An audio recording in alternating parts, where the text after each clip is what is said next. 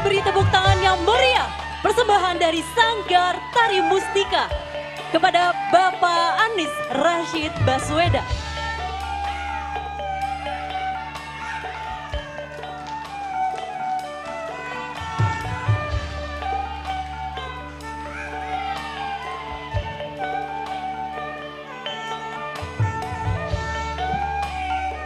Presiden Republik Indonesia tahun 2024 ini sangat terasa sekali ya Bang Arief ya? Iya, betul sekali. Dan insya Allah kita juga merasa kemenangan juga nih pastinya ya. Insya Allah PKS Amin. dan Bapak Anies Rashid Baswedan menang 2024. Amin, ya Rabbal Alamin. Dan tibalah saatnya yang kita nantikan, sambutan calon Presiden Republik Indonesia tahun 2024. Kepada Bapak Anies Rashid Baswedan, kepadanya disilahkan.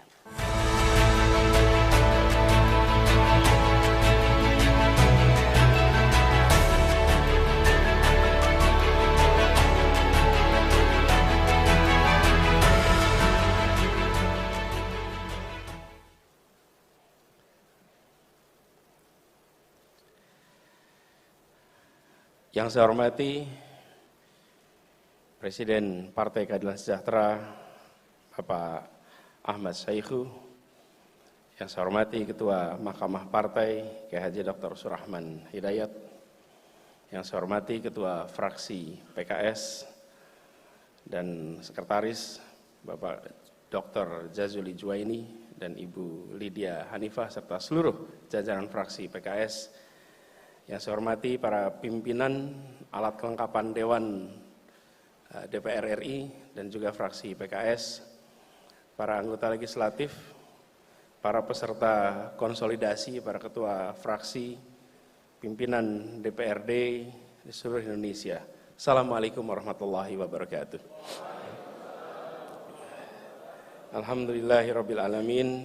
Wassalatu wassalamu ala asrofil anbiya'il mursalin wa ala alihi wa ashabihi ajma'in. Amma ba'du. Bapak Ibu yang saya hormati, alhamdulillah senang sekali ketika memasuki ruangan ini tidak terasa bahwa 2 hari non-stop tapi tanda-tanda kelelahan itu tidak muncul di wajah-wajah yang ada di sini. Semangatnya luar biasa pada non-stop.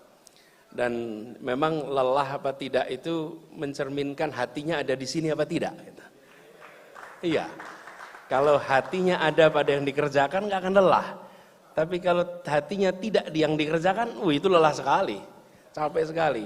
Saya ini Padang kalau diajak sama ibu ke toko baju, ibu mohon maaf nih bu, tapi bener nih bu, toko baju baru masuk ruangnya AC nyaman, setengah jam udah tanya masih lama, baru setengah jam masih lama.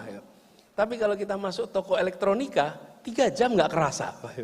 Bahwa apa ini? Apa? Kalau hatinya ada pada yang dikerjakan, kita mencintai, meyakini, insya Allah kelelahan itu tidak akan menemani kita.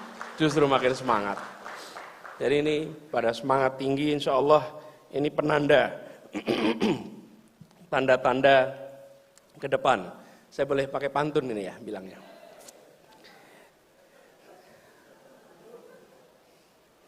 Jalan-jalan ke Gunung Sahari, mampir dulu ke kebun kelapa. Saat kita semua terkonsolidasi, insya Allah kita akan berjaya. Insya Allah tahun depan akan berjaya. Dan arahan yang tadi sudah disampaikan oleh Bapak Presiden sudah sangat komprehensif. Saya rasa buku saku ini menjadi pegangan yang luar biasa. Kami pun akan memegangnya. Boleh tepuk tangan untuk Pak Presiden. Ini sesuatu yang sangat penting. Dan ke depan kita menyadari bahwa rakyat menginginkan adanya kehidupan yang lebih baik. Saya beberapa kali menyampaikan bahwa pemilu, pilpres, itu bukan soal pemerintahan sekarang atau pemerintahan 2-3 sebelumnya. Republik ini berdiri 17 Agustus 45. Menjanjikan. Ini bukan sekedar bercita-cita. Cita-cita itu untuk diraih. Bila belum diraih, maka kita merevisi cita-citanya. Tapi kalau janji adalah hutang yang harus kita lunasi. Republik ini didirikan dengan janji kemerdekaan, bukan sekedar dengan cita-cita. Dan janjinya adalah melindungi, memajukan kesejahteraan umum, mencerdaskan, dan menjadi bagian dari dunia di mana kita berpartisipasi dalam dunia, berdiri tegak dengan seluruh aktor-aktor dunia lainnya.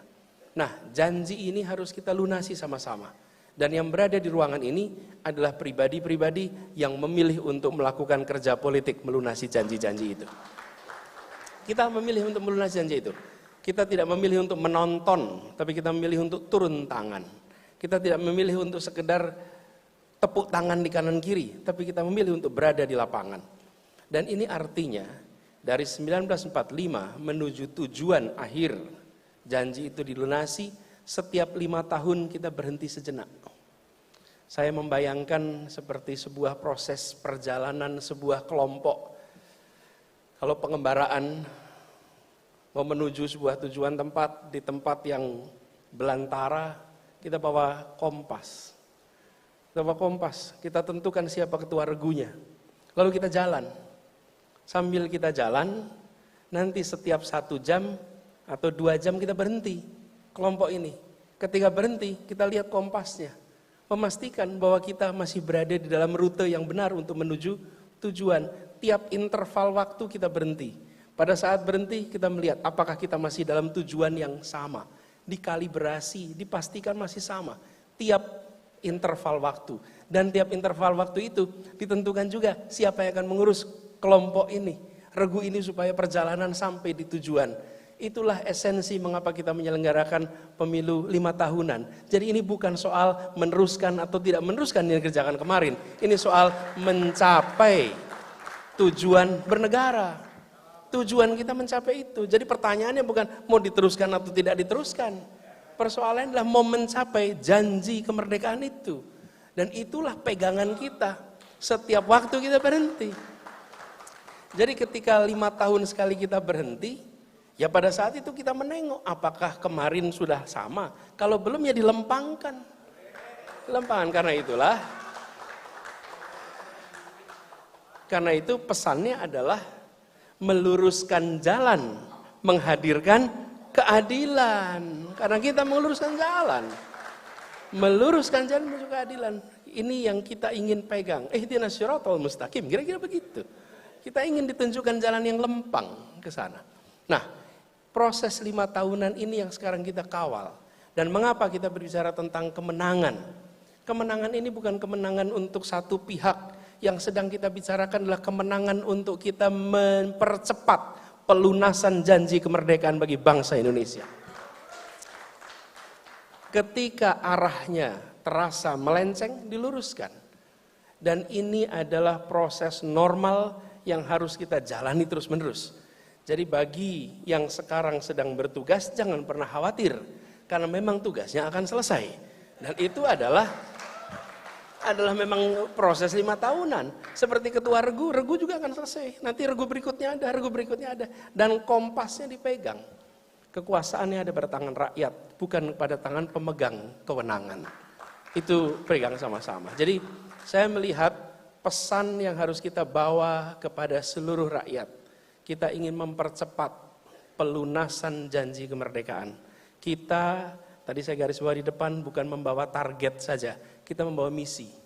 Target itu untuk diraih, misi itu untuk dipanggul, diboyong, dibopong, dilaksanakan. Itulah misi. Jadi ketika kita membawa misi ini, insya Allah ini yang membawa kita memberikan pesan kepada masyarakat, pada rakyat bahwa kita bicara tentang keadilan, kita bicara tentang kesejahteraan. Nah, kata kunci yang sering kami sampaikan adalah tentang keadilan. Kalau bicara keadilan di sini, itu kalau bahasa Jawa nguyai banyu segoro, Pak. Menggarami air laut, berkhutbah pada orang beriman. Karena namanya aja partai keadilan, sejahtera ya otomatis sudah pasti fokus bicara pada keadilan. Tapi yang kami ingin garis bawahi, kita harus sudah mulai membuat keadilan itu bukan menjadi kata-kata yang diucapkan dalam upacara, tapi keadilan adalah keseharian yang dirasakan. Di upacara-upacara kita sudah katakan keadilan itu, tapi di dalam keseharian dan penerjemahannya juga di dalam keseharian. Ketika penerjemahan dilakukan dalam keseharian, maka rakyat akan merasakan. Kalau boleh kami memberikan ilustrasi, karena 5 tahun terakhir ini kita bekerja bersama di Jakarta. PKS, kami bekerja bersama membuat perubahan di Jakarta, mempraktekkan keadilan di kota ini. Boleh beri tepuk tangan buat teman-teman PKS di sini. Ada nggak nih fraksi Jakartanya di sini nih? Pastinya ada. Kalau ketua kelasnya dulu Pak Mardani itu, ketua kelasnya. Nah, itu diterapkan dalam semua aspek. Bapak sekalian, kami kumpulkan para kepala dinas, para kepala-kepala badan, kemudian diberikan satu parameter. Pemimpin kira-kira dalam ukuran yang sebesar ini tidak melakukan micromanagement, tapi melakukan micro question. Bagaimana keadilan diterapkan dalam sektor yang Anda pegang? Pak, itu yang pegang jalan, ngurusin jalan, ketika ditanyain bagaimana jalan itu supaya bisa berkeadilan, itu juga pusing. Maksudnya gimana Pak jalan berkeadilan? Jalan itu ya jalan aja. Kalau kita ngurusin jalan ya selama ini Bina Marga ya bikin jalan saja. Gimana jalan bisa adil? Dan itu sesuatu yang nggak dibahas. Jalan ya jalan aja, tidak. Kita ini, saya sampaikan nih, Balai Kota itu lokasinya di Merdeka Selatan. Republik ini dirancang itu di Gedung Pancasila. Hanya 1 kilometer kurang dari Balai Kota yang sekarang menjadi Pejambon itu. Itu konsep keadilan itu bukan abstrak, tapi harus nyata. Lalu mulai itu pembahasan. Coba, siapa yang berada di jalan ini? Ada semua. Jalan kita, tanpa kita sadari, dirancang hanya untuk yang punya roda dan pakai motor. Hanya untuk yang punya roda dan pakai motor.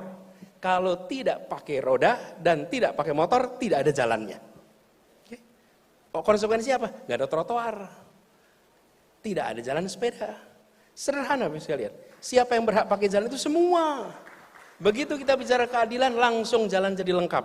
Yang jalan kaki punya trotoar, yang naik sepeda punya jalurnya, yang naik motor punya jalurnya, dan yang pakai kendaraan umum ada jalurnya. Itulah complete street.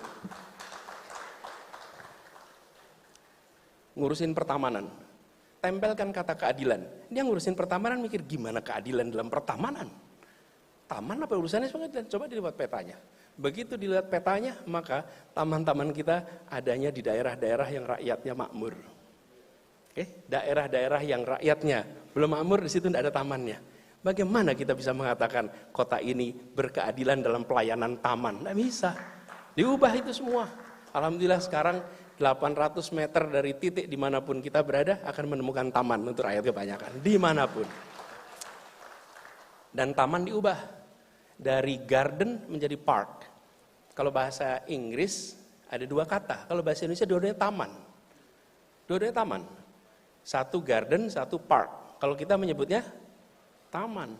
Apa bedanya? Kalau garden untuk ditonton, kalau park untuk bermain.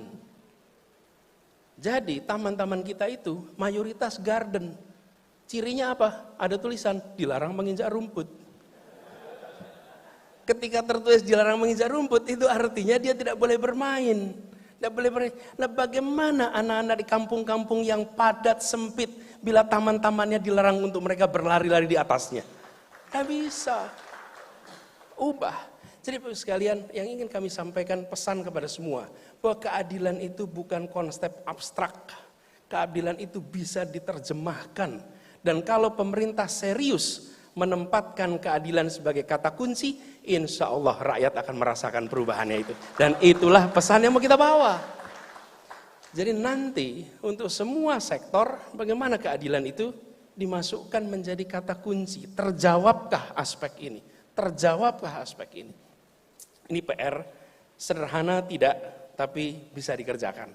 Dan insya Allah perjalanan bersama-sama kemarin di Jakarta yang tadi disampaikan, 5 tahun lalu kan survei kita juga nggak ada yang bagus ya Pak Joy ini. Pak Joy ini ngumpulin Alek se-Banten, Jabodetabek, Jawa Barat, kita kumpul semuanya. Dan alhamdulillah kemudian terjadilah ikhtiar itu menemui keberhasilannya. Insya Allah besok kita juga akan ulangi lagi, insya Allah. Nah, untuk itu saya usul yel-yelnya dibalik kalau boleh. Kalau boleh dibalik. Tadi yel-yelnya gimana? PKS menang, lalu Anies. Nah, kalau nanti kita ketemu warga, kita bilang Anies presiden, nanti warganya pulang ke kampung ngobrol, tadi tanyain, tadi siapa calonnya? Siapa ya? Presiden namanya tadi Pak. Karena yang diulang bukan nama orangnya, yang diulang jabatannya. Harusnya yang diulang namanya, supaya dia mengulang namanya. Jadi kalau betul nggak? Iya. Tapi kalau ditanyain presiden, Anies. Nah, kita lisan kita keluar nih kata. Jadi kita melatih untuk menyebutkan nama Anies. Menang siapa? PKS. Menang PKS. Nah, semua pulang ingat nama PKS. Tapi kalau enggak, tadi siapa? Menang partainya. Siapa yang menang? Yang menang ya.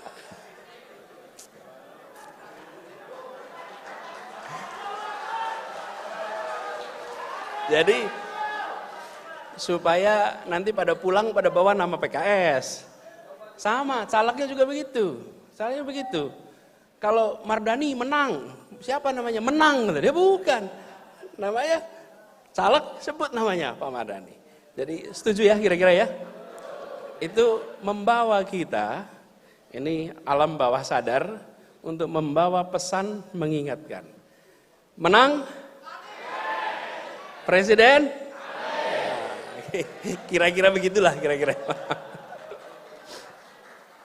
Nanti akan ada jago-jago yel-yel yang bisa mengubah lah gitu.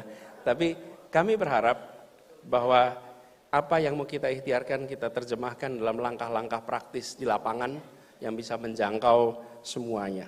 Dan kami yakin pegangan yang tadi disampaikan oleh Pak Presiden insya Allah menjadi pedoman bagi kita semua. Saya hanya menitipkan pesan bahwa kita ingin melakukan perubahan bersama-sama karena kita ingin mempercepat penuntasan janji kemerdekaan itu. Salam takzim untuk semua para anggota fraksi PKS di seluruh Indonesia. Titip salam kepada mereka semua, kemudian juga kepada keluarga besar PKS di seluruh Indonesia. Sampaikan pesan bahwa di Jakarta semangat menggelora insya Allah menular ke seluruh Nusantara. Terima kasih. Assalamualaikum warahmatullahi wabarakatuh. Waalaikumsalam warahmatullahi wabarakatuh.